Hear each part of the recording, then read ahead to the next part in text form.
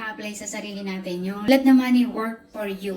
Kung tayo daw ay nagtatrabaho para sa pera at hindi natin patatrabahuin ang pera, habang buhay tayo magtatrabaho para sa pera. Actually, pwede rin natin i-apply sa sarili natin yan. Katulad ako, ina-apply ko yun sa sarili ko. Meron akong maliit na savings. Ang una kong ginawa ay bumili ako ng insurance na 3-in-1. Yung may health insurance, life insurance, at saka investment. Pangalawa, yung paglalagay ko sa mutual funds. May time premium kung ilang taon mo pwedeng kunin. Ganon din yung nilagay ko sa MP2 Pag-ibig. At least, tumutubo. Doon ka na nag-i-start na yung money, yung nag-work para sa'yo. Sa maliit na puhunan lang, ang importante doon, ginagawa mo at makakasanayan mo na pag may save ka, ilalagay mo siya sa vehicle, natutubo pa. Bago mo magawa yun, kailangan i-ask mo muna yung self mo. Ano ba yung gagawin ko para makapag-save ako? Kailangan mo i-identify talaga yung wants at